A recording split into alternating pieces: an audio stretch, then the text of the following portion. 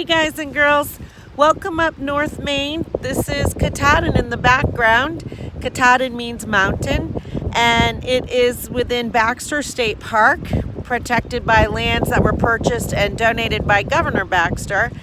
And today I want to talk to you a little bit about an Algonquin Native American belief of Pamola. And the Native Americans believed there was sort of a divinity that existed up there on the mountain. And there was a gentleman, Roy Dudley, who used to lead people as a guide up in there and keep them safe. And he used to tell lots of tall tales about the goings-on of Pamola up on Katahdin. And so I'm going to just read you a little bit, but before I do, I want to share with you, here is an image of Pamola in the eyes of a Maine artist. The Maine artist was involved with Walt Disney and the drawing of the original Bambi movies. Now, a gentleman was going to write a story based on Roy Dudley's tales, and what happened was the book never came to fruition, but that was the drawing by Maurice Jake Day, a Maine artist. Like I said, he was working with Walt Disney at the time Bambi was being produced, and he was part of that production. So one of the first stories I want to share with you today is about Pamola, and this one by Leroy Dudley is called The Raft of Crowbars. When I was a small boy, you see, about 7 years old, Father used to tell me tales of Pamola and how he'd destroy the Indians. One time he said an old Indian by the name of John Neptune had stayed at the house and told him a lot about Pamola. The years didn't seem to go fast enough for me to grow up, so I could get to the mountain and see for myself. I kept Pamola on my mind continually. When I was about 15 years old, I went to Katahdin. I cruised 2 or 3 days around the rocks and ledges and looked in all the dark holes under rocks in hopes to see Pamola. I failed to see him, but I liked the old mountain. So time passed, and I became a guide taking parties onto the mountain.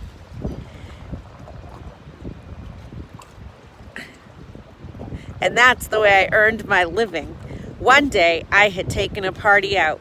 They went down the west side of the mountain to take their canoes and go down the west branch.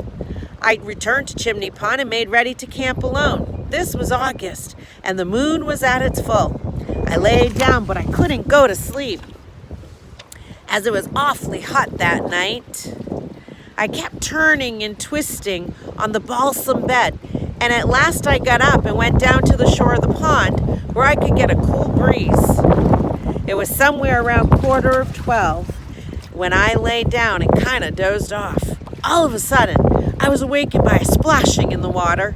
Lo and behold, there was Pamola on a raft paddling around the pond. It seemed as though the raft was made of large crowbars, and the longer he paddled, the faster she went. Raft of crowbars by tradition of the Algonquin natives. Their belief system felt that the ability to make iron or stone float on water was sure proof that someone had magical powers. So I sat there trembling and looking. It was the ugliest looking critter I ever saw in my life. I knew he had to be Pamola. He stood up about 18 or 20 feet tall with body and legs like a man, but all covered with coarse hair like a moose. His head was like a moose and his ears and horns, but he had a kind of big curved beak like an eagle. He had a great long beard on his chin, as much as 3 feet long or longer. It was parted in the wind, there where the ends blowing back over his shoulders as he paddled along. He had the queerest feet you ever saw. They had 3 great pointed toes like a chicken, and one that pointed backwards. He had big wings growing out of his shoulders, but just like a bat's wings. He was a fierce-looking sight.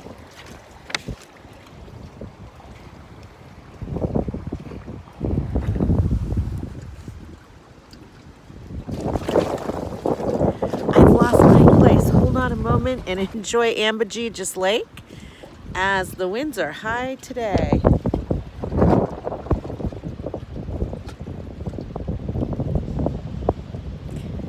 He was a fierce-looking sight. I lay still in the bushes, dasn't move.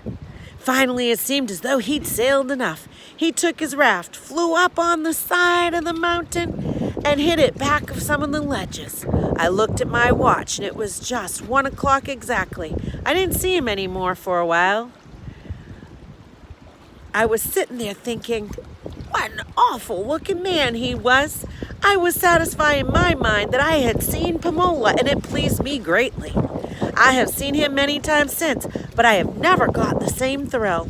At last the big full moon was striking the knife edge, and I spied a dark shadow behind it. The moon rolled long over the boulders, and this dark object followed it till it got to where the mountain slips off the other way. Woo! We're blowing in the wind. Hold on. That was the South Peak. I could plainly see then that it was Pamola rolling the moon over the knife edge. He straightened up, flopped his great wings, let out a hoot of him like a loon, and flew back into a dark hole in the mountain. Now I found out since that he comes down and has his sail on the raft every month, the night the moon falls. So that's just one tale of Leroy Dudley. And as the summer goes on, I'll try to upload a few of the extra tales, and maybe I'll come out during the full moon and read one to you up here from Amajigas.